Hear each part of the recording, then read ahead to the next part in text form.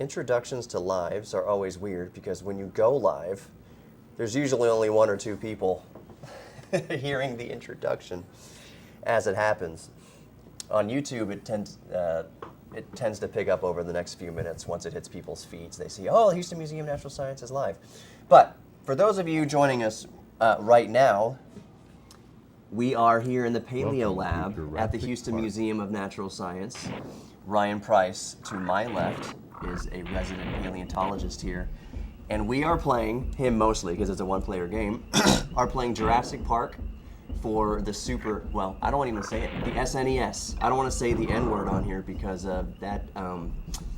they tend to be a little litigious. Yeah, they like the lawyers. You don't want to mess with that video game like T-Rexes. I'll just say. So anyways, we are playing Jurassic Park for the SNES. This game came out in 1993, maybe a couple months after the theatrical release of Jurassic Park. And we thought it'd be fun to have an AMA and Ask Me Anything with an actual paleontologist while we play this virtually fossilized by now SNES game. I keep wanting to say super blank, but I'm so afraid of saying that word on YouTube. So, in the chat, we are also on TikTok, but for those of you on YouTube with us, feel free to ask paleontological questions. Ask questions about dinosaurs, or are you well versed on the Ice Age and kind of? I can try. Okay. I'm not a mammal guy though. Right. So we're not gonna give definitive answers to things that we maybe don't know about. But if you have questions about dinosaurs, maybe even dinosaurs from Jurassic Park, if we want to do commentary on the new Jurassic Park or accuracy or whatever, let it rip in the comments below. We already have one person who's just it's a childhood game. This is a childhood game for me. I don't know how old you are, Khalid, but I am 41, about to be 42. This game came out when I was 10 years old, and I think I have fonder memories of it in my youth than I do now. It's not as I enjoyed playing it when I was 10 years old, through the years, but I don't think it holds up that great today in the pantheon of great SNES games. So, we are going to play Jurassic Park. Feel free to have at it, Ryan. Figure out how to start that. And the chat is open for any of your questions regarding dinosaurs or paleontology in general. All right, so it just kicks you right off. Yeah, and it says, welcome to Jurassic Park. Okay, that lets me shoot my taser. So the funny thing about this game, I'm reminded of it because I haven't seen this game in probably 10 years since the last time I played it. Welcome to Jurassic Park. I'm reminded of when you first open up to the map, it says, welcome to Jurassic Park. But it's not any of the actors from the movie. Just it like just sounds like guy. exactly. It sounds like one of the game testers. Oh, we need somebody to just read this line real quick. We're going to release it tomorrow. Because this was before patches and updates and all that kind of thing. When the game was released, for the most part, it was done. Glitches and all, it was done. Steven is off camera. I think there's a few examples of games getting updates on cartridges. Pick it up. Version 2 is and version 1.0 on cartridge. Oh, I've got a rocket launcher now. Yeah. I'm not sure Jurassic Park for SNES got a revised cart. I don't know off the top of my head. But I do remember that voice. Welcome to Jurassic Park. Sounded like a game tester. Do we remember? Speedrunner will definitely know because there's glitches that are that's how you change their run. I am not a speedrunner in this game or any game. If that wasn't evident by my...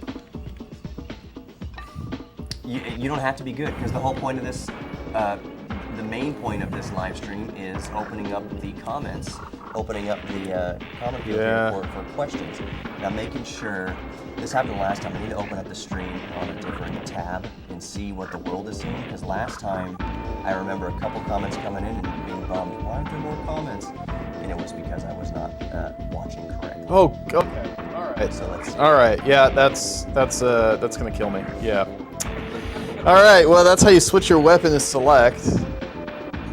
That's how you do that. Okay. Here he comes. I don't want to do that yet. Okay, I should be seeing the full chat. Okay. Look. You have a question? Someone likes your floral shirt. Oh, Look closely like at the shirt. Yeah. It's a Jurassic Park shirt. Yeah, it is. See the Jurassic Park logo and Grant's hat and the T-Rex skull and... I think there's a raptor in the kitchen scene. There should be somewhere on there. Yeah, the kid. Well, there's a Gallimimus running away from the Gallimimus scene. So yeah, that shirt is really cool. I want these But again, we're opening up to questions about dinosaurs. If anyone wants to ask anything, I can prompt something, Ryan, that I've wanted to ask you my entire life with bated breath. Can you speak to, and it's okay if you can't, can you speak to the recent, at least, claims of finding soft tissue in a T-Rex fossil? Do you know much about that? Yeah, there's been a number of claims for that, and I remember the biggest one was a number of years ago, and I remember thinking that it seemed a little crazy, at least how they chose to publish on that. Now, admittedly, most of the publication for that claim is pretty heavily genetics and how they were looking at that stuff, and I'm not in any way really well versed in that. So I obviously don't want to speak on something I'm not super well versed in. But as more and more evidence has come to light in the past few years, I would say that is probably pretty. Can I get through there? I can't. Yeah, this is tricky. I don't know if I can. Let your laser. My laser. My like Halo plasma gun. Yeah. So I think now we have good evidence that we do have some soft tissue. Especially here in our collections, we do have actually a small patch of Tyrannosaurus Rex skin from Wirex. No, it just doesn't. Oh. That's zapped. Yeah, it doesn't normally let you. So yeah, I would say that the claims that there are T-Rex skin is probably pretty well documented now in soft tissue. Yeah. But I think this was, not that I couldn't look it up on the laptop. I think it was like soft, like bone marrow almost. Oh, like the medullary bone? They were like was doing. That it? Yeah, there was some medullary bone. I know there was one that was about stuff that was found, and like I said, I'm not super sure exactly what it was. Okay, this is where I died last time. I gotta be really careful. I think the main context. Oh, I pressed the wrong button. I got him. Be careful not to swear. Play the PlayStation 1 version next. We'll see. Steven's off camera here. Maybe he has the PS1. No, I didn't bring anything. We didn't bring the PS1. All we have is. Jurassic Park. It's terribly, awfully Balanced. bad. No, it's not balanced. It's horrible. But it's horrible in a way that makes it fun. This is this. I guarantee you there's going to be nobody in this chat that has ever even seen a 3DO. Not guarantee, but. There is a question on here from TikTok. That was the Sure, question. what's the question? Yeah. I read in an old book that paleontologists believe the sagittal crest Sagittal crest. Okay. in a Brachiosaurus was nostril. Oh, like the with the nasal above the orbits, like on top of the head. Yeah, that was pretty popular for a long time. I think that's been debunked by now. I read a post about it not too long ago. Are those eggs? Is that still a scientific fact or no? I would say that particular anatomical discussion is not true anymore. Although it is still ongoing. Blasted that compy with a rocket launcher. That's probably overkill. I don't know where I'm going at all. You gotta go up that gate. Yeah, so here's a question. Again, I remind the audience and Ryan playing the game that it's not really about the game. No. It's about interacting with our audience. Jungle Girl has asked, and this may be dependent on your age, Ryan, but one of the main aspects of the first Jurassic Park was kind of on film saying that dinosaurs were believed to be more closely related to birds. Right. Did the revelation of that new hypothesis, or it might be a full-on theory at this point, she's asking, did it crush you when you learned that dinosaurs were more like birds than reptiles? No, I don't think so. I thought it was pretty cool. Yeah, I thought it was awesome. So the first Jurassic Park is really a love letter to a lot of the stuff in paleontology in the late 80s and the early 90s. And whoa, sorry, I got like a did you know fact. I actually want that to pop up again. I guess if I go idle, I'll get one of those. So it was really a love letter, and a lot of it, very much so, especially in the film, is directly that. So all the dinosaurs are very Gregory Paul-esque, and he did a lot of very cool paleo art showing active dinosaurs for the most part. Did you know Brachiosaurus stood some 35 feet tall and 7 feet long and probably weighed as much as 30 tons? Okay, cool. Thanks, Mr. Dina. Is that still accurate? DNA correct? I don't... Okay, so when this game was made, Proto-Avis could be the first bird. That one I do know a lot because I saw the holotype of Proto-Avis 3 weeks ago. That one is probably not a first bird. In fact, it's probably not a bird at all. It's probably a chimera of a number of things in the late Triassic. It came from the late Triassic stuff in West Texas.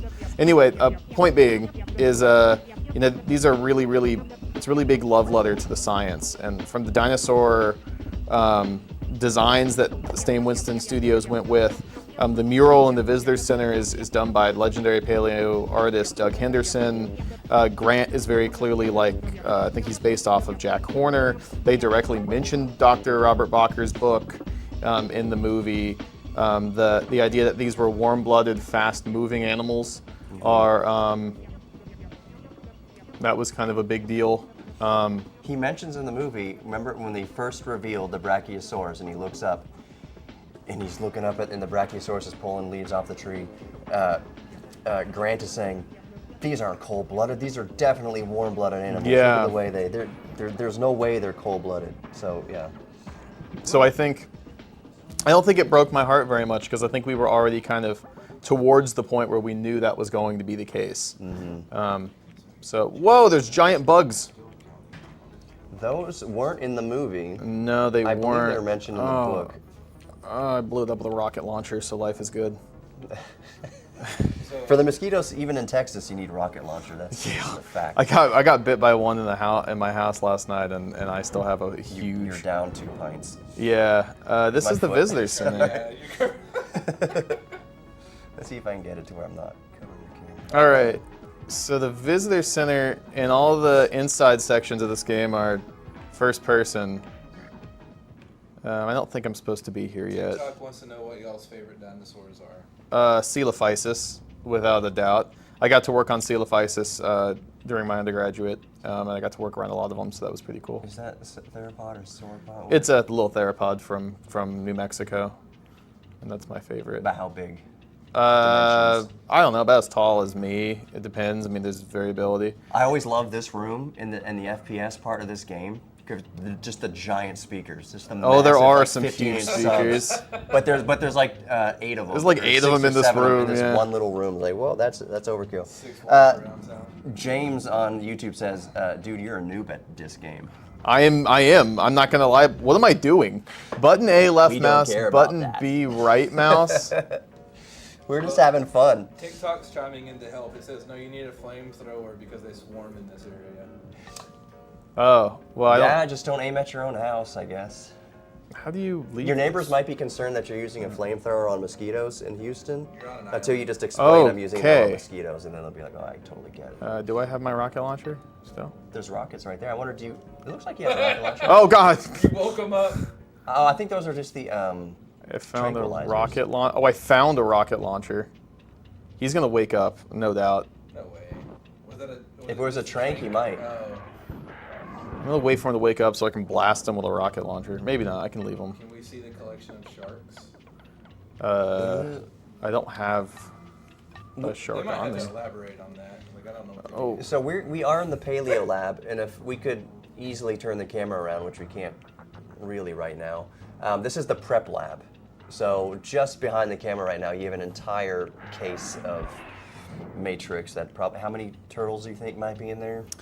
in that particular block, there's at least 2 turtles. We know that from the field notes that we took when we took it out of the ground. As a whole from that site, we got 22 turtles. So one of the turtles is behind us directly, which is pretty cool. We find lots of. I say we. Protect I've been from on one heat. dig. Lots of turtles. Lots of turtles have been around for. Millions of years. Very long They time. could be Triassic in age. Well, this was unfair. It just brought me right out here with all the death. But it's very common. Oh gosh. That's the thing. You know, dinosaurs. Dinosaur fossils kind of get all the glory. But when you're finding fossils with a, let's say a barosaur or something like that, yeah. and you're finding another reptile, or you're finding some other creature, it's just as old, just It as is. ancient, just as Well, that's a key scientifically card. valuable. It can share data about the dinosaur next to it, possibly. You know, the dinosaur next to it might have been feeding on it, maybe. Who knows?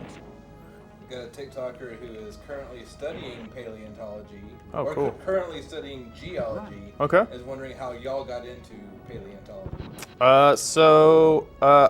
My love of paleontology started when I was about 4 years old, which is not shocking to anyone who's really into paleo.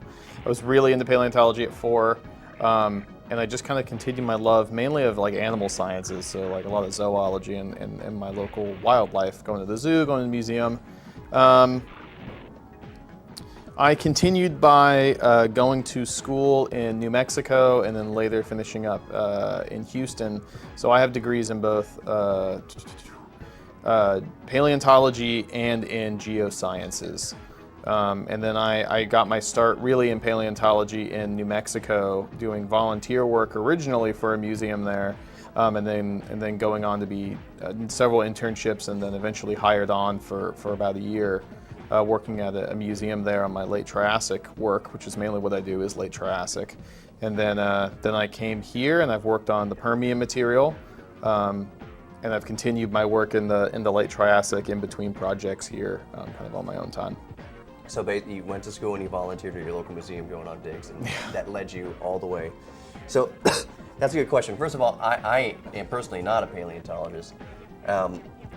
But a subject we broached on the Beyond Bones podcast a while back, that yes, that is a plug, but it happens to apply here, is there's this kind of concept, among, I don't want to bring conspiracy theory too much into it, but this idea that the average person cannot go looking for dinosaur fossils.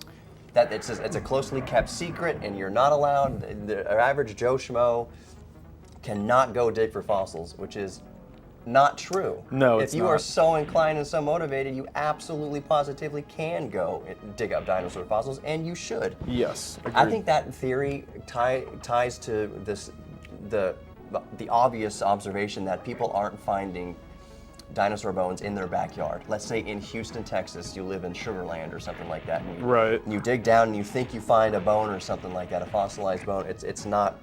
We don't live in an area of geology that's old enough to have bones from so many millions of years ago. We are way closer in the Eocene. We're more modern times on the Gulf Coast, like Pleistocene stuff. right? Yeah. It's much more modern in the time scale. So that's why you can't go digging a fence post in Magnolia, Texas, or whatever, and find a barosaur bone.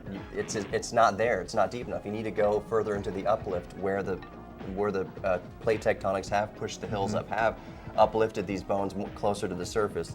So yeah, you can't hunt for dinosaur fossils specifically in your backyard. You could theoretically find deeper down, a little bit deeper, like mammoths and Ice Age kind of stuff. Here in Houston, the majority is going to be Pleistocene. So that's your Ice Age material, and it's mainly going to be found in like riverbeds, riverbanks, old channels like that. Mm-hmm. That's mainly what you're looking at here in Houston. But yeah, you won't find dinosaur stuff here. Right. So I think that's where the theory that only the elite can find dinosaur fossils. It's because you go in your backyard and dig with a shovel, you'll never find a T-Rex fossil. It's just impossible. The dirt here, the soil here is too new for that. You need to go out west a little more into the uplift to where erosion has occurred and all that to find those older fossils. So because I can't find them in my own backyard, that means nobody can find them. So you just have to ask, and then they'll tell you where to dig, and you go dig. We found fossils here. Go look for them. Oh. Question. Ooh, I was waiting for this from Gonk Master, which is Gonk Master, like from awesome. The Gonk droid from Star Wars. Gonk. Can you speak to that, Gonk Master? Is that a Star Wars reference? Is that it? What was his question? But the question is, do you think there will ever be quote unquote real dinosaurs, or like artificial reconstructions, or do you think dinosaurs are going to be brought back? No, I don't think it's happening. No. It's just, I think there's going to be a lot of attempts, but I don't think that kind of thing is going to happen. Like, we're not going to have a Jurassic Park. We're not going to have that kind of thing. They're simply too old. We don't have enough of the genetic sequencing. Cloning is not this is not going to shock anyone, but cloning is incredibly difficult. And even in animals that are modern day living have gone extinct only in the past few years. cloning has not always been super successful. So trying to do something like you could try to backbreed something, but you can only go as far back as you can't really go that far back with backbreeding. But what you would need to do for something like a dinosaur. I suppose you could go into the genetic sequence, like while the animal was forming in the embryo, and you could basically tell the Hox genes to turn on and off, and you could kind of like have them express genes that don't normally stay expressed. But even then, you wouldn't get a dinosaur like from the Mesozoic. You would just get like a Cenozoic bird that happened to look really weird. Yeah. And I think adding to that conversation, the confusion, you see it on Facebook all the time. Scientists have brought this wolf, like a dire wolf, back from extinction. The dire wolf thing, yeah. Scientists are attempting to bring a mammoth back from extinction. I personally, and I'm not even a paleontologist, I have a huge problem with how they phrase that, because it is extremely misleading. I agree. The dire wolf has not been brought back from extinction. That is, as of now, impossible, yes, as Ryan just explained. Now, you can take, like you said, activating different genes in the sequence to bring back attributes of the dire wolf. So maybe it is theoretically possible that they could have an elephant and then activate or energize like the hair follicle. Yeah, gene, the Hox genes. Yeah. Maybe you'll have a hairier African elephant, but that's what it would be, is a hairier African elephant. It would be an African elephant first with these kind of adaptations, kind of reactivated or whatever. But it's not a mammoth. It's not a mastodon. You're not bringing those things back from extinction. No. Now, Dr. Shapiro, who did a lot of the work and runs a lot of Colossal's research, as far as I am aware, that's kind of her main job, is to be the director. She said early on in a number of public like PR conferences and in her really like best-selling book, that was pretty much what they were always going to do, which is going to take a very closely living relative and use the CRISPR system to kind of unstitch and restitch DNA to have it express traits and kind of artificially reproduce an animal like that. So it's not like this was like pulling the wool over anybody's eyes. This has been the case for forever. That's what they said they would do. I think the issue people are having with the dire wolves is how they've expressed how they've done it, is they basically just said, we did it, they're back, here they go, which I think some people took to mean 100%, and that is very clearly, I don't believe to be the case. No. So. Can TikTok ask some questions? Yeah, I've got some questions on YouTube. Go, but this feels like a trap. I don't know why, but like there's all this like stuff lined up. Go for it, Leroy Jenkins. Leroy Jenkins. There you go. You got it, and there's not a raptor hiding in there. So a little bit of encouragement from Jose DLR says, a nerd stream, I'm in. Woo! There we go, nerds. Did they type edumacate? Did they say edumacate? Nice. And then that's the official term. 931 has asked a few times now, I was waiting for y'all to finish. Sure. Was Texas even around in the Mesozoic? Yes, it was. Well, you gotta answer that two ways. I'm not mic'd up. Okay. Was Texas even around in the Mesozoic was the question that was asked from TikTok. So two things there. One, was the entity known as Texas around? No, they didn't have the name of it yet, but was the land mass that today we call Texas? Yep, it was there. For a lot of the Mesozoic, the majority of Texas was underwater. So like if you go to areas in central Texas, that's not like Llano uplift stuff, but otherwise, so areas around Austin, Dallas, you can find a lot of Cretaceous fossils. So the big ticket items are mosasaurs, but you can find ammonites and lots of shallow reef systems, kind of the fossils for those. So clams, oysters, brachiopods, etc. If you go further west, the very edge, basically, of Texas, near like where like Lubbock and all of those are situated. Yeah, that was there, and it was kind of a coastal, more or less an inland area that was pretty humid and hot during the late Triassic. So what you have there is this kind of very seasonal terrestrial environment. Lots of what we would call today riparian forests. These are forests with big rivers going through, and then channel and stream deposits as well. So big channels, big river channels. And there you do have a good amount of cool animals. So Postosuchus, which is kind of the big late Triassic Texas animal, right? It's not a dinosaur. It's more related to crocodiles. It's a Rausuchian. Lots of potentially early dinosaurs. That Proto-Avis that showed up earlier as a fun fact here, even though it's probably a chimera, but that was found in West Texas as well. So yeah, Texas was around in the Mesozoic. Can I ask a question for YouTube real quick? Steven? Yeah. Is that right? Steven's kind of moderating both. So a question we got from YouTube from Joanne. Joanne. Let's see. The fabric. No, not Joanne. I'm sorry. From Carson.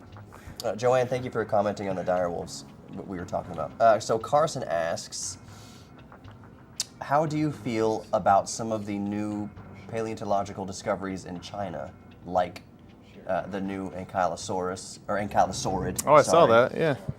He says he thinks it's called Rhodopodosaurus. I will believe... Right there, can you see? Rhodopodosaurus? Okay, sure. But what do you feel about the How do I feel about that? China? It's cool. I don't know a lot about it because I haven't read the papers yet. Unfortunately, I can't read every paper all the time as soon as they come out. But yeah, seems good to me. We should expect to see, I'm just waiting to get attacked by something. We should expect to find, we should expect, it's just blow them apart. We should expect to find, lots of diversity, and China's been really good about reporting a lot of really cool stuff. So I think it's cool. I don't know what else to say. It's cool, yeah. So the interesting thing about, there may be some people out there that don't realize you find dinosaur bones in China or elsewhere in the world. Find them all over the world, yeah. You find them all over the world, and Well, how is that fair? Let's talk about the factors surrounding where dinosaur bones are found. Sure, yeah. It's not just that the United States has a monopoly on dinosaur bones, or that China is catching up or whatever. This is not some sort of economic race or whatever. There's nothing to do with that. No. It's the fact that where do you find the dinosaurs in the United States? Around mountains, Around and hills, mountains and uplifts and things like that. Where do you find the dinosaurs in China? Around mountains and uplifts and Hills and different hills, things. uplifts, yep. So where you have these similar geological formations, that's where you're going to find the dinosaurs anywhere in the world. You find dinosaurs in England. You can, yeah. The first Yeah. dinosaurs ever reported to science as, they weren't even dinosaurs originally. That name came a little later. Were from the UK, yeah. Yeah, so anywhere you have lots of kind of erosion and uplift and hill, like that's going to be your kind of best bet. And that's why, like I said earlier, in Houston, Texas, and the coastal plain, you're not going to dig 2 feet into your backyard and find a T-Rex sphere. No. It's just, that's not where they were. This was all underwater up until very recently in the The Cenozoic, geological yeah. record. Yeah. I've got oh. a question, I think. Let me see. Around Let me read it. I got to read these questions quietly before I just Sure, yeah, say them out absolutely. loud, 'cause yeah. I'll do a little censoring. Everyone on the YouTube chat is being super cool about censoring, and I do have the chat set to just for full disclosure. I have it set to strict. Sure, yeah. Not that I think anyone's going to go bonkers in here, but I think that might happen, actually. What might be a quick question? I think Oh. I beat you. Hold on, can I? Okay. ask you? Yeah, I'm sorry. Steven's off camera. He's not mic'd up. Steven's moderating the TikTok questions. I'm moderating the YouTube questions. So let's see. So I guess, okay. So I'm going to read Jordan White's comment here. It's not necessarily a question, but it's something that I think that could spark a discussion. Okay, cool. He says, quote, "It frustrates me that in the new Jurassic films, they keep coming up with fake dinos Yep. when the simple way to make them new is to update them." Yep. Basically, I guess what he's saying is we have new ideas and hypotheses and theories about what T-Rex looked like and sounded like. Sure. So we should, to make new Jurassic Park films, maybe we should nerf T-Rex a whole lot as far as aesthetics. Make, it's softer and fatter and Sure. and whatever. I want to speak to that just for a second, in that even the first Jurassic Park, our own Dr. Bacher, who Tim mentions in the movie. I read a book by Bacher, and he says da da da da. He is an associate curator or affiliated curator. Yeah, with he's Houston. curator emeritus, basically. So, anyways, Houston. Oh gosh. He worked with Spielberg on. Let's just use the T-Rex, the hero of the film or the villain of the film. The first Jurassic Park, the T-Rex, he worked with paleontologist Dr. Bacher on what the dimensions and things of the T-Rex, and they used Sue in the Chicago Field Museum as a stand-in for, as an example of like the bulk and kind of size or whatever. Now, even in the first Jurassic Park, they made all the dinosaurs, but especially the T-Rex, look quite fearsome. Look, pardon my French, demonic almost, like evil kind of. They were big, they were bulky, very scary. Looking very scary, looking very impressive and scary on screen, which even then paleontologists took slight issue with, as they would, with kind of the appearance of T-Rex. Maybe it wasn't that fierce looking. Maybe it wasn't. You're making him more of a monster than what T-Rex probably would look like. But there was artistic liberty. Well, right, yeah. It's not going to be super duper scary looking to make the T-Rex on screen look as soft as it does, as we believe it does. Yeah. It does now. So yeah, you're going to give it extra ridges over its eyes and kind of make it look more. But also, crocodiles do look really mean. They do, yeah. Animals can look very, very mean. So it's kind of like, it's this gray area of how dinosaurs are depicted on film in Jurassic Park. It's kind of like, yeah, there's some artistic liberty, creativity there. So maybe you can speak on it. I think, one, I do agree they should stop creating stuff and throwing it in there. I don't like the Mutodon. I don't like what they call in the movie the D-Rex. I don't like, they do call it that. I didn't make that up. I don't like those one bit. I'm gonna say it right now with my full chest. Those suck. That being said, it's to sell toys. Yeah. And they don't own T-Rex, right? So, and this is just my opinion. Maybe this isn't true. Maybe Gareth Edwards will come to the chat and he'll yell at me and tell me I'm wrong. Gareth, where are you? Yeah, Mr. Edwards, come to the chat, please. I used to sell toys. Like I mentioned, they don't own T-Rex. They don't own Velociraptor. They can make designs for those, but there's really nothing stopping me from tweaking the design and selling a toy of it for my own company, and parents will buy it for their kids. Kids will ask for it. Obviously, there were dinosaur toys well before there was Jurassic Park dinosaur toys. But they do own the D-Rex. They do own the Mutodon and the Indominus Rex and the Scorpius Rex. Those are their IP. If I take that model and I just recolor it, it's pretty slam dunk to be able to shut that down. They own those. They're copyrighted. They copyrighted it. If you create your own dinosaur franchise, they it is built copyrighted. it. They created, slapped it on a lunchbox, and boom, they're selling it. Boom, they're selling it. Like, that's theirs, right? They own that. That's awesome, dude. And the modern film audience, I think, has, and this is no shame on Marvel movies. I'm about to say I'm just going to make a lot of people very mad. I like Marvel movies, but I feel they have done unfathomable levels of harm to the cinemascape, right? Everything has to be bigger and badder. It's not enough anymore to have a T-Rex break out of containment. Now you have to have what is essentially, it looks like a giant T-Rex xenomorph come out of a secret 80s lab and eat people. Nothing against that, that's cool. I just wish that in my dinosaur movies that they were about dinosaurs and not about made-up monsters. There's plenty of kaiju movies I could watch that would fill that niche perfectly fine. You know, I'm gonna toss a little wrench into this conversation gears a little bit. In that from the get-go in the first Jurassic Park book by Michael Crichton, they were described more as monsters. They were. Because they leaned heavily into the plot line that these were modified animals, that they weren't true dinosaurs, because they were sequenced with amphibian DNA to fill in the gaps. Sure. So that, even in the book, it gave some sort of kind of creativity to kind of monsterize dinosaurs a little bit. It sure did, but they didn't really monsterize them. Certainly there was creative liberties taken, right? Like the dinosaurs were very scary looking. The Dilophosaurus has its cool frill, which was speculative. They probably didn't have that, but hey, we don't have soft tissue for Dilophosaurus, so maybe they did. I would be skeptical. But they were more or less realistic takes, at least in 1993, for how these animals could look. they had monstrous features and that they were scary, but there was still awe to them.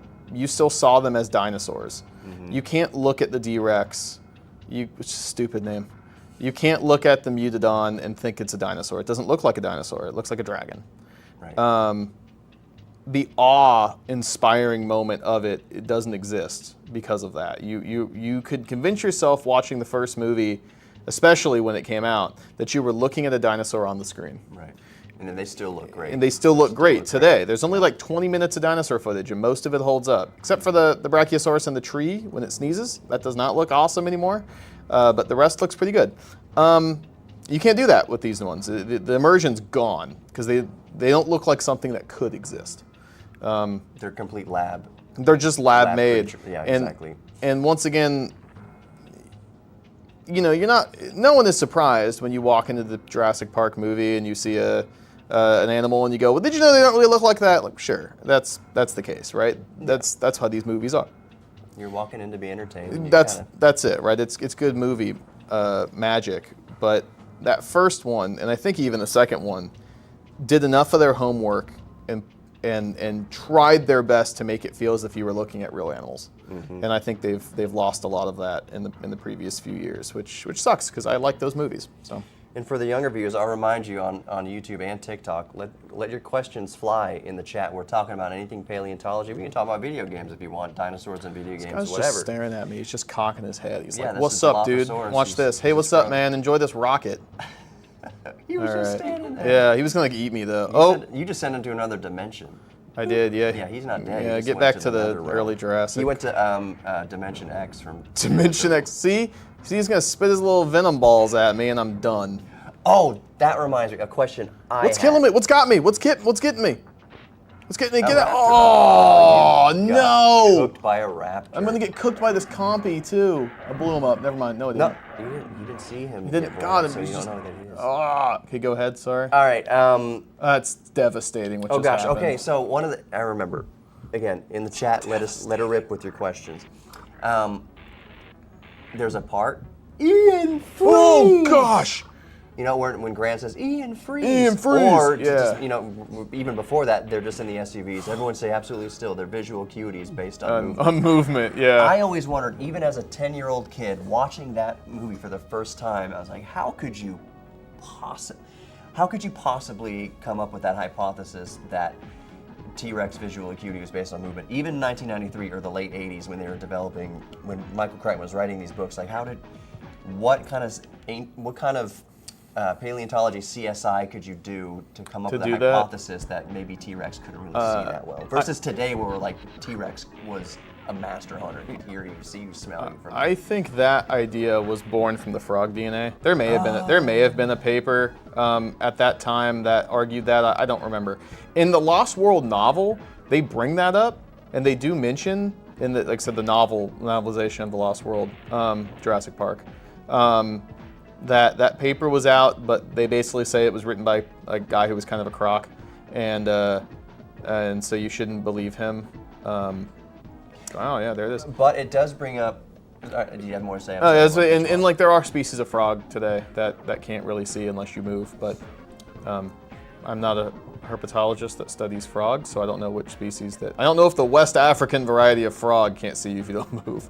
So, but that does bring up a legitimate question: is how are some of the ways that we do come up with hypotheses about dinosaurs because they aren't here? We cannot see a walking dinosaur, Brachiosaurus or a T-Rex. We can't study them because we don't have them at the Houston Zoo or out in the Serengeti. They're not there. So how do we come up with these theories about how they do things? How the animals lived and their It's a really long study, right? So it's not as easy as just kind of come up with it, right? Right. And that's what people think. I think a lot of detractors will say these paleontology scientists are just making things up. They just go, we sit around the room in the labs like this. Yeah, I I just sit around. I think T-Rex could run 60 miles an hour. Yeah, I'll print it. That's it. I went to college for years just to sit in the room and come up with nonsense. That was it. Yeah. Right. Yep. I've been accused of that before. No, there's a lot that goes into it. functional morphology. There's a study of a thing that we call actualism that requires kind of the study of the modern world, how modern things happen. And then we can kind of apply those to animals that may have lived based on the traits that they have. Of course, a lot of it is, I would say, informed speculation. So it's based off of real behaviors that animals have that we could infer from the environment that we find them in, from pathologies that we study on the bones, from studying things like where the muscle scarring is on the body, so you can figure out how fast they moved or what their rate for walking would be. A lot of computer modeling goes into effect. Which is why, and this is also gonna sound like slander, so I wanna just go ahead and get it out front. I think that Walking with Dinosaurs, both the new one is all right. I think the original one from '99, I have my nostalgia glasses on, is superior. Prehistoric Planet is phenomenal. Everyone who hasn't watched that should go see it. Those are awesome, but they are still, for the most part, fictional. That sucks to hear, but let me explain. They are informed speculation, right? The paleontologists, especially if you watched Prehistoric Planet and the new Walking with Dinosaurs, will explain to you why they chose to portray those animals doing those behaviors and acting that way. But still, none of us know if that's true.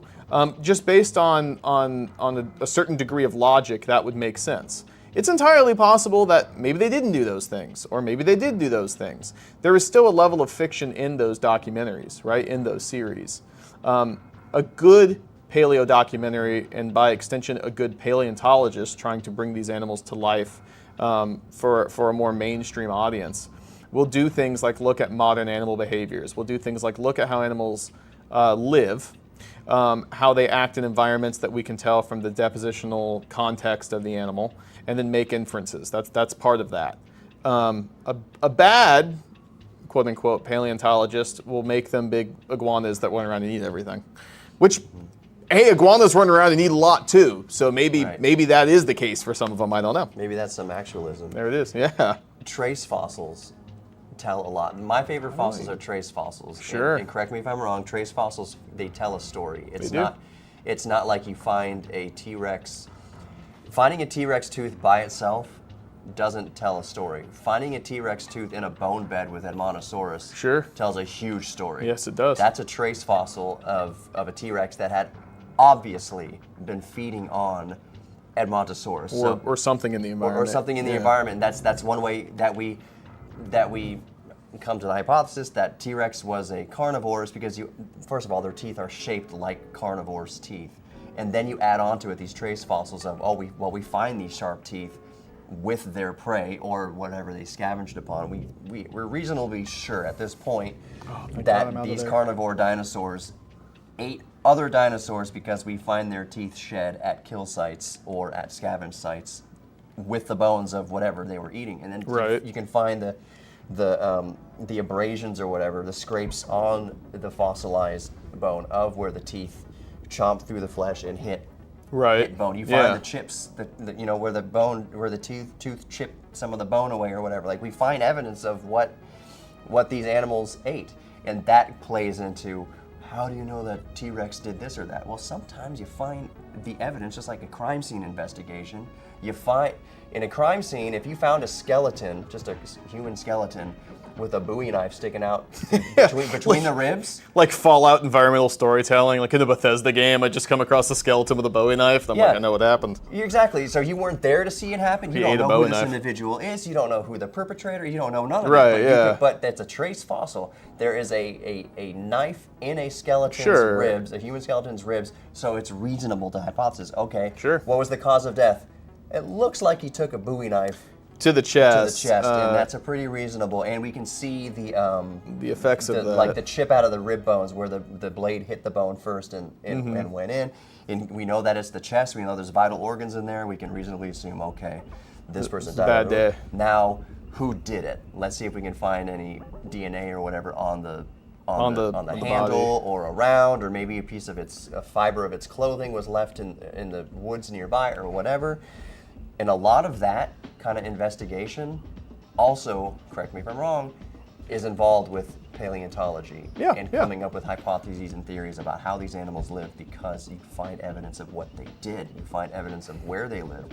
You find, I like in the first Jurassic Park, there's a slight, and to me, it's a beautiful storytelling element, where before you see the dinosaurs, Ellie Sattler is looking at a palm leaf. Yeah, or she whatever, picks a plant out. and she's saying, "This shouldn't be here. This went extinct 65 million years ago. This shouldn't be here." And then he grabs her head. And he turns her Basically, head. Yeah. you think that's so she's acknowledging, what is this? Why is this here? This shouldn't be here. This plant went extinct way long ago. And then she looks up and drops the leaf, and she sees the brachiosaur. I thought that was a brilliant.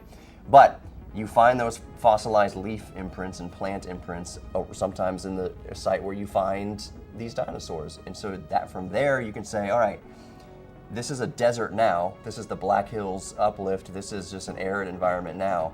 This is a very tropical plant impression that we're finding next to this animal. So the environment at the time that this animal died was way different than the environment it is today. All that kind of CSI stuff is super fascinating. Somebody asked about Evo. Evo. Yeah, someone asked about Evo. Who is Evo? Molina. Yeah, let me read this out. Would y'all ever play? Thank you for saying y'all. I assume you're from Texas with us. Would y'all ever play Evo, The Search for Eden, on SNES? Evo is a game about evolution. You start out. Steve and I were just talking about this at lunch. You don't start out as a spore, I don't think. You start out as a small fish. Oh, cool. And as you... Don't we all? Yeah, small fish in a big ocean, yes. But yeah, so in Evo... I'm getting my... Oh, I gotta be careful. You start out there. as a little fish, and then you can you grind a lot. We were talking about it. For a live stream, maybe it might be a little boring because there's a lot of grinding in it.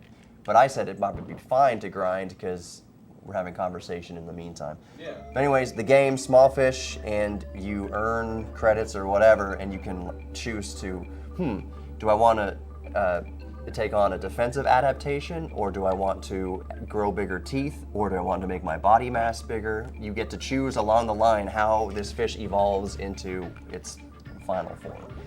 Maybe we will play that game, because I liked that game when I was younger. Echo the Dolphin. Echo the Dolphin. Play too. Echo the That Dolphin. wasn't a paleontology game, but Oh you can gosh. do Nautilus and things. Oh gosh. Yeah, there's dinosaurs in Echo the Dolphin. Oh, there's a pterosaur at least to pick you up. Hold to hit that question. Yeah. Okay.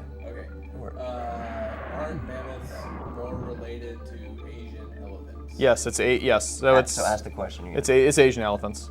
That's their closest living relative, at least for the woolly mammoth. But repeat the question. So Oh, someone asked, aren't mammoths more closely related to Asian elephants? And yes, that's true.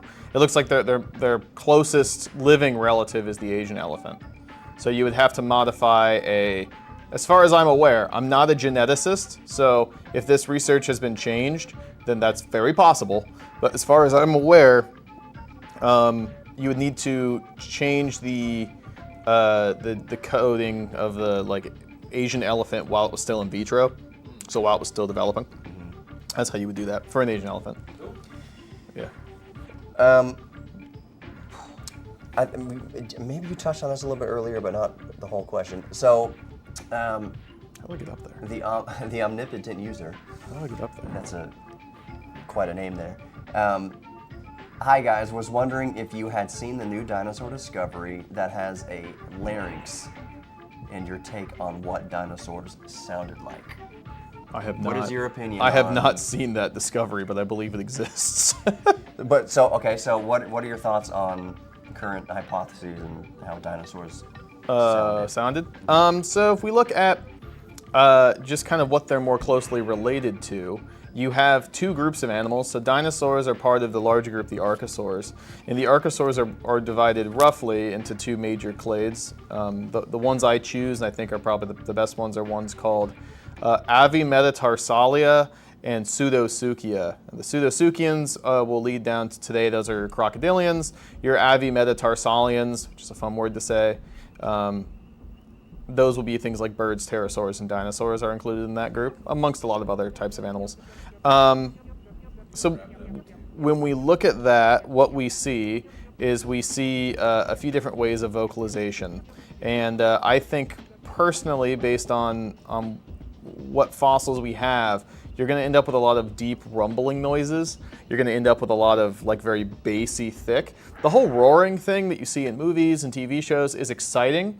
But we live in a very mammal-centric world. Almost every animal that you're going to interact with on a daily basis, like physically interact with, the majority of large animals on farms or the really big hitters at zoos, right, tend to be mammals, right? Rhino and elephant. Mammals are unique in that they have a really cool, like, complex throat and muscles and cool larynxes and different things. And they can do things like roar. But there's not any reptiles I can think of off the top of my head that can produce those real guttural loud roars like a lion. You get a lot of hissing, you can get some rumbling deep noises, but you're not going to get the roars. So that's And the kinda roars the- in the first Jurassic Park Do the roar. especially were lions mixed on top of like old Yeah. metal doors creaking open. It was lions. Really cool. Really cool. It was not dinosaurs. It was turtles engaged in in producing more turtles. Relations. Yes. But Interrelations. they did a lot of that. Yeah. Yeah, see, that's true. I mean, you think about what reptiles and Gosh, it's like Bug City. make noises It's now. like my patio at 5 p.m. Now, I would say, yeah, I've seen a mosquito that big. It's waiting for me at home with a shank. Birds make lots of noises, and if birds were the surviving members of what's the family, Dinosauria? The dinosaurs. Yeah, sure, so birds are Birds the are the- leftovers of dinosaurs, and they make a heck of a lot of They do crazy vocalizations. noises, and so that may be one of those things where some dinosaurs may have been able to do that. We just don't have good evidence of it right now. Amphibians, not directly related to dinosaurs, I Right. don't think, but No. amphibians make a lot of noise. They Tree do. frogs But they have very specialized like Right. chest throats that like you know they make that you know they. I have a sneeze. I'm not ignoring you. I felt like I had. Let me go in the raptor paddock. I don't think I've made any progress in this game. I No, think you're I've just walked running around and answering murdered questions. everything, and I don't think Yeah. I've done any of the objectives because I don't know where to go. The manual to this game had a grid map. You had to make a map, if you remember, like on the grid at home. So you walked around and you yeah. physically made the map. I don't have the manual or the grid map, so And as Steven off camera reminded us, this game was one of the few games on SNES compatible with the SNES mouse. you're right. It probably might be easier with the mouse. Yeah. What did I just hit that thing with? That Whoa, whoa, was, whoa, whoa, that was whoa, like whoa! an arcing rocket. Whoa! You got it. Oh wait, he got you too. Did I die? Yep, he got No, you I too. didn't. I'm alive. I got out. Well, I think okay. Maybe I didn't. Yeah, the Doom clone. The FPS part of this game would absolutely was a Doom clone. was dipping into the Doom aspect, or ID Software, who made Wolfenstein. I was about to say, did id Software in make this? Doom, and yeah, it did not make Jurassic Park, but Whoa! This is oh cool. yeah, I remember that, the big ol' hand. They should I remember make more the games like finger this. kind of moves tick, tick, when you click on things. Tick, tick. Action: turn on generator before trying to reboot system. Look at the fractals. Look at the Ooh, like the chaos. fractals. Yeah, We look like at- look. fractals. Yeah, here they come. Hashtag fractals. Is that a big hashtag on Twitter? Probably not. But the reason why this is cool is if you read the first Jurassic Park novel, every chapter Has the little- increasing yeah, the fractals. and it all goes into chaos theory. It does. It's brilliant. So that's a little Easter egg in this game. You might have played this game back if you hadn't read the book or anything, and like, what are fractals? What are What's fractals? going on? But it was very heavy fractaling in the. Are we allowed to say that? Is fractaling a bad word? Are we allowed to say heavy fractaling? Heavy fractaling. Uh, There was a book Oh. before Jurassic Park. Michael Crichton. This was a book that was released posthumously after postmortem. Yep. Yeah. Something released after his death. I think it was published in like 2009. But the book was called Dragon's Teeth. Oh, I read that. And it was between Marsh and Copeland and whatever. And the Yeah, whole, Marsh and Cope, yeah. The whole. It was Old West. Old West. Yeah. Dinosaur bones had just been discovered, and early on. And Purpose of this room. it was the race to capitalize on these new bones and everything. But that book was written by Crichton as basically a working Draft. It was a working manuscript, draft yeah. for Jurassic Park. So he's like, I'm going to work and do all the research for my book Jurassic Park, but I'm going to do it by writing a novel about paleontology in the yeah. late 1800s. And so, if you like Jurassic Park, if you're really into Jurassic Park, and you've read any of the books by Michael Crichton, a really good glimpse into where Michael Crichton's brain was pre-Jurassic Park as we know it. read Dragon's Teeth, because that is where he's basically doing the study for. He did all this research what for would the become. thing. Yeah. Super fascinating. I'm gonna get murdered in here. This is okay. Renee asks, do you have questions on TikTok, Melissa? No. Okay. So on YouTube, Renee asks, if I grew up in the 80s, how out of date is my dinosaur knowledge? Yeah. I would say that it depends on how much you've been keeping up. I think it probably also depends a lot on what you were consuming in the 80s. Bakker's book, Dinosaur Heresies, came out in the 80s. And that was pretty good. That was revolutionary. Now, there's a good amount in there that's been changed since then, but the general gist is still pretty much correct. So as long as the only thing you ever consumed dinosaur-wise in the 80s was Dr. Robert Bakker's Dinosaur Heresies, you're not in too bad shape.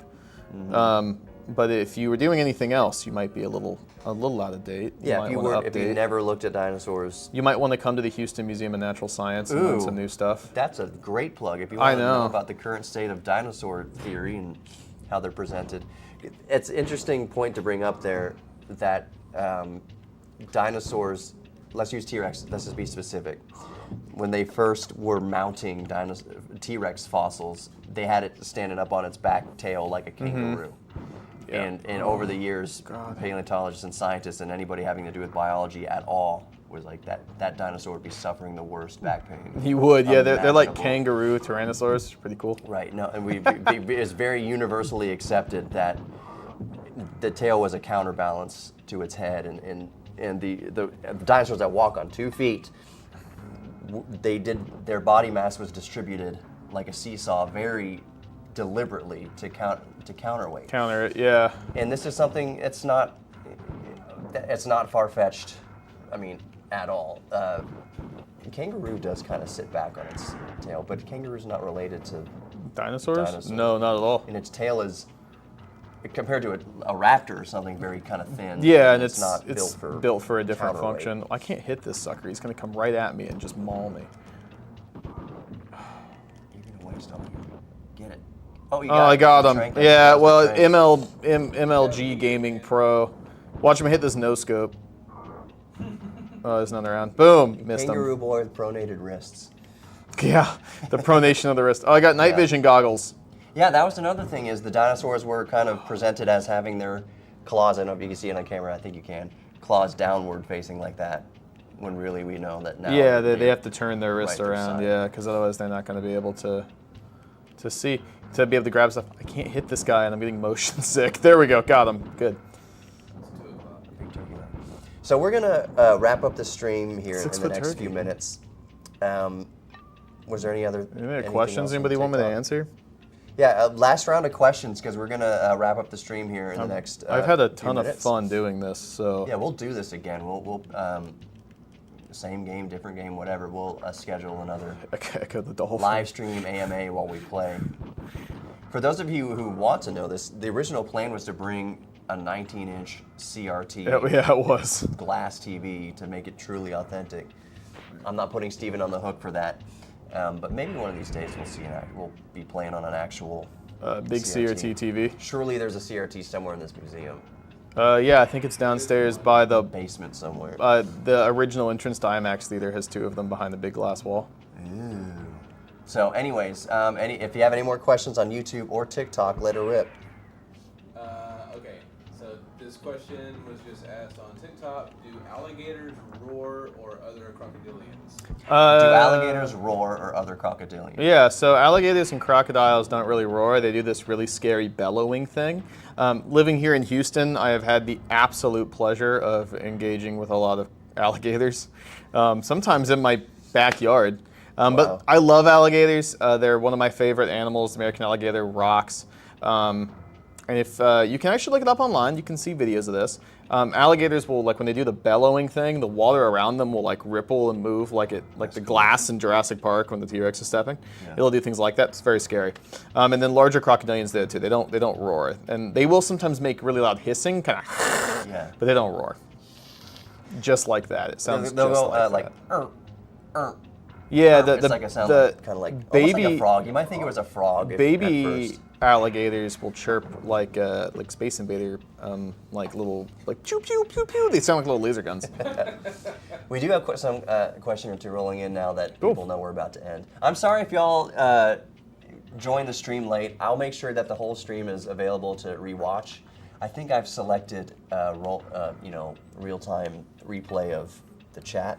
The chat wasn't too crazy, but you'll be able to watch this later and see other questions. Don't I have night vision goggles? Oh, yes, I do. So, Molina asks, you said he wish they, I don't know who they are, they could have come earlier. Would y'all survive a night at the museum at HMNS?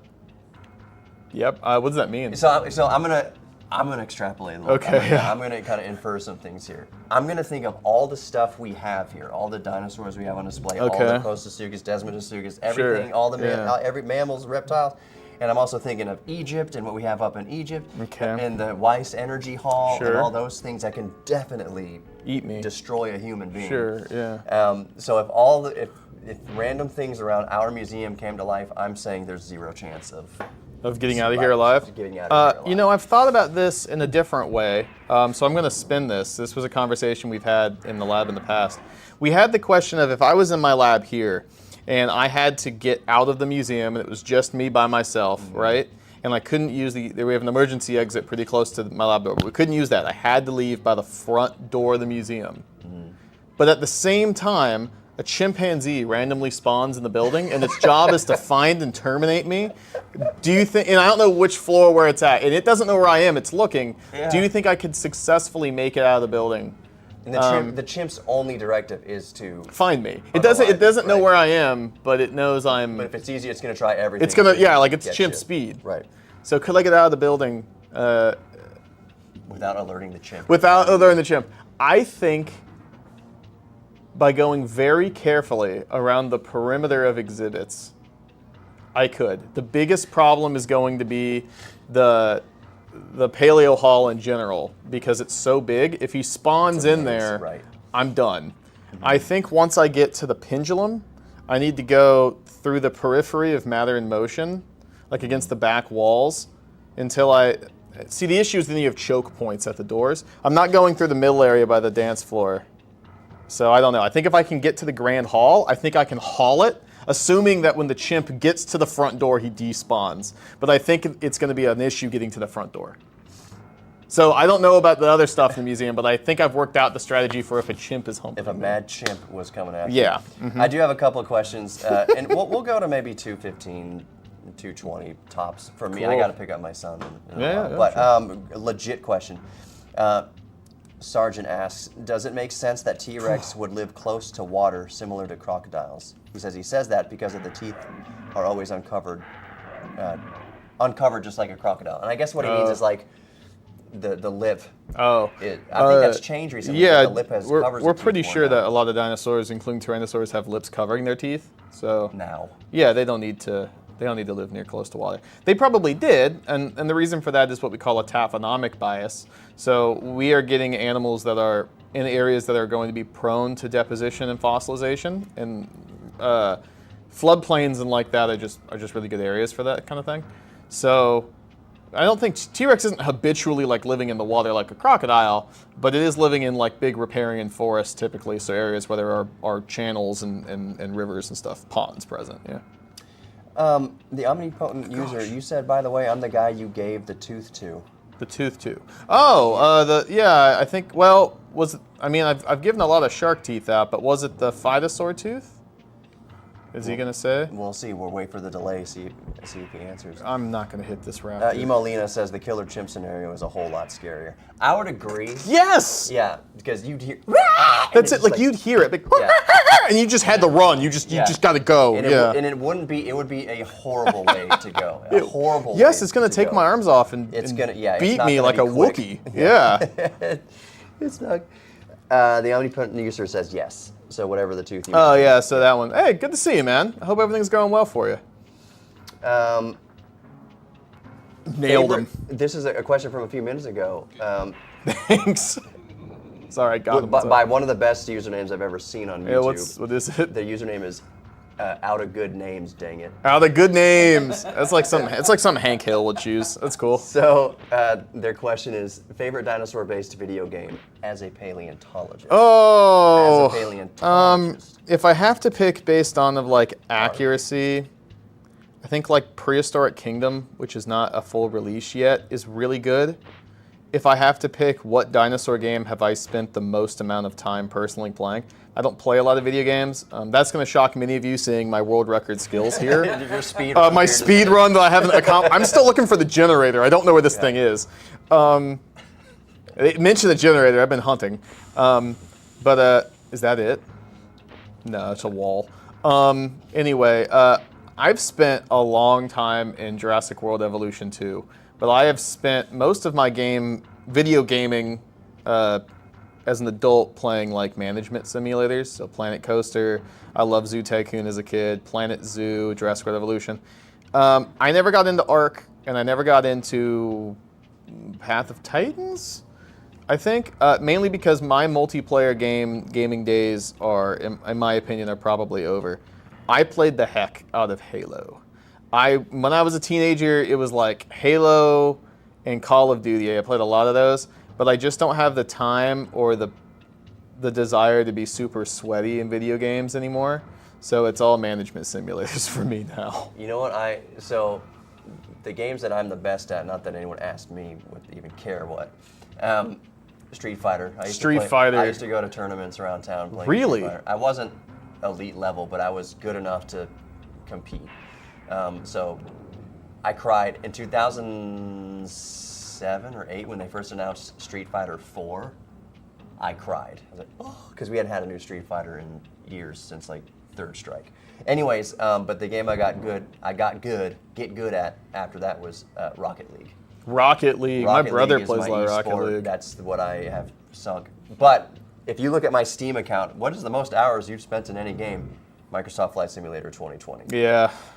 In a game I got into just last week that's been out for a minute now is Tabs.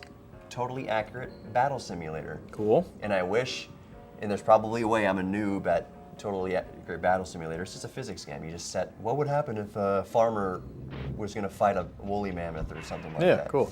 Got a question.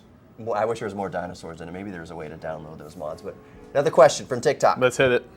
Are you Hadouken! gonna watch the new Street Fighter movie when it comes out? Oh, that's for you. Yes. But I mean, it's just because it's Street Fighter. I'm not expecting it. I'm not expecting it to be great. But at the same time, video game movies and shows have gotten good. So I have no reason to completely go into that theater expecting it to be trash. I'm going to expect trash because I don't want to let myself down too much. But I'm excited for the new Mortal Kombat movie coming out. I didn't know there was a Mortal Kombat movie Making a coming out. sequel to that one that was Yeah. Are they? recently. And there Oh, was a cool. Mortal Kombat 2, but like back, Yeah, Mortal Kombat was a Annihilation. good. Let's I not liked talk it. about Annihilation. We're not gonna talk about that, but Mortal Kombat, the first Mortal Kombat movie that came out in the '90s, Yeah. I liked it a lot that's as a great. kid. It's the best. It was wonderful.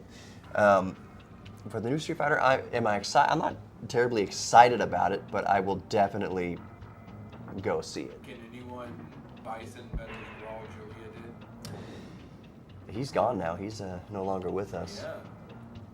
To be honest, this is the first time learning that there's a new Street Fighter movie Okay. coming out, and I'm very excited. Is this something? I don't know who's going to be cast in it, so the thing about Street Fighter. How do you top Don't get me Van going Dorn, now. right? You shouldn't have asked me about Street Fighter while we're trying No, to we're- wrap up. What? I said, how do you top Van Dorn and Raul Julia? Like, how do you get better than that? I don't know. I don't know who can play M. Bison, and I don't know all the characters that are going to be in the movie because canonically, like if you go through from Street Fighter, the first Street Fighter from like 1987, all in the Street Fighter 2 is where it got super popular. There have been dozens upon dozens upon dozens of characters throughout the franchise history that have come and gone.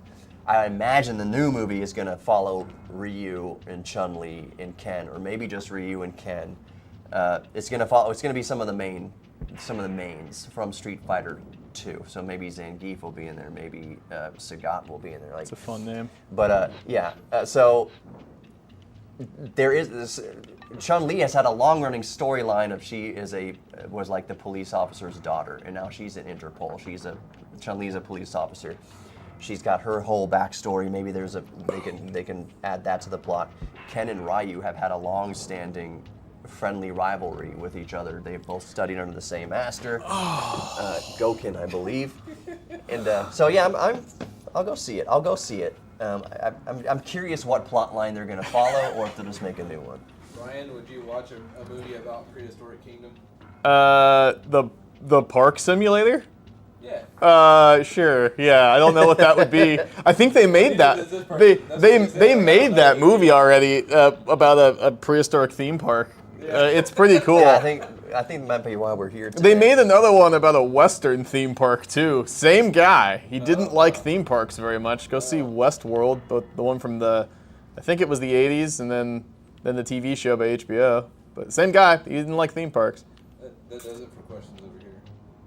Trying to think, was there any other questions? We're getting game tips about where the generator is. Oh, You're not near the generator. I'm not near it. Where have I been going? He says, I hate to say, out of good names, dang it, says, by the way, I hate to say this, the power generator isn't here. It's to the south of the start point. Sorry. We don't actually care too much. I now care. I've been looking for this dang generator. He cares. This has basically just been a vehicle, something to look at while we talk about dinosaurs. This game is notoriously not super great. I don't know where to. I thought like it was like you need to turn on a generator, and it led me into this building. So I thought, well, obviously, where would you put a generator? Well, you put it in the basement in a video game. Yeah, I would never have guessed it's to the south of the starting point. So I guess die and then go. I can't. I'm out of lives. Oh yeah. If I die, like I won't have lost any progress because I haven't done anything. It's lucky that we're towards Save it for next stream. Right. So Yeah. we'll save it for the next stream. We're getting to my watch is about to do my alarm. So last question here. Last question Sure. for reals, and it's for the whole crew. Okay. And there's just 3 of us in here right now. I wish I could show you easier, but Steven, you can stand back here for a second. That's okay. He doesn't want. He's picking his teeth. He's fine. It's the TMI. For the whole crew, this is from Omnipotent User. What is this? See, room there's my for? alarm going off. We do a little dance. I'm still fine. I still have What a is this soft room's 15. purpose? For the whole crew, favorite Okay. prehistoric animal? And that's an interesting question because it says favorite prehistoric, so I guess it just means any animal that's not. Yeah, I don't have to not just pick a necessarily dinosaur. Yeah. For me, Stevens is I live and die Ankylosaurus. Ankylosaurus. Stevens' favorite is Ankylosaurus. I'm not stuck on. I don't have to pick a dinosaur, so I think just by virtue of experience, it has to be an animal called Van Cleva, which is a weird. I always call it a crocodile otter from the late Triassic in North America. I think that's probably got to be mine. Although any number of phytosaurs could also take those spots. Mine would be, because I'm a Jurassic Park boy, born and raised, just adoring Jurassic Park, right behind Back to the Future, which is a whole nother stream. Marty. My son is. So I like Star Trek and Back to the Future. So my first son's name is Riker.